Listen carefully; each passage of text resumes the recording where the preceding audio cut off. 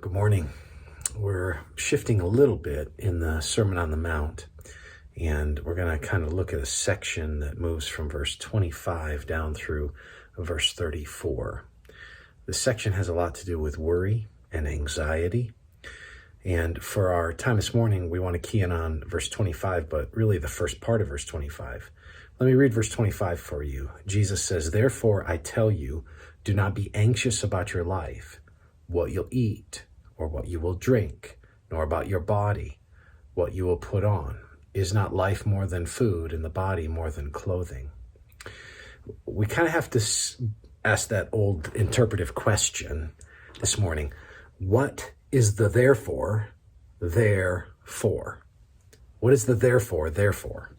So it says, "Therefore I tell you." Well, when you see a therefore, you kind of have to go back before it. So we have to remind ourselves of what we've already talked about. Namely, that you as a kingdom person, Jesus says, should be deeply concerned about where you are placing your treasures. What are you treasuring? Are you treasuring earthly things?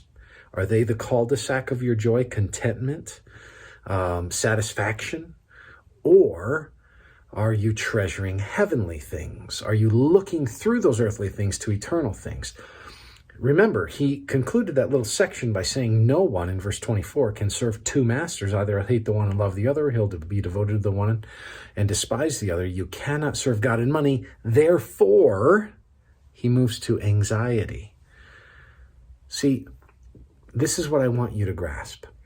The person who traffics in the currency, right, the treasure of the kingdom, where eternal things are what matters, doesn't need to worry.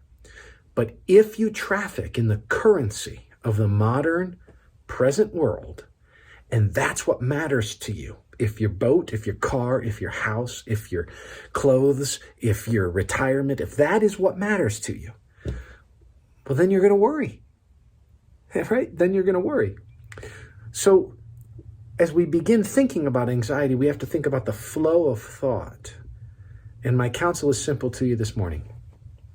A first step in alleviating your anxiety is economizing that which you treasure. Because if you treasure eternal things, then you'll be living toward those. And they satisfy, and they are unchanging, and they are undiminishing, and they are secured by you. Are secured for you, rather, by God in his gospel. So treasure the right things, and you'll be on the road to eliminating worry. May the Lord bless you today.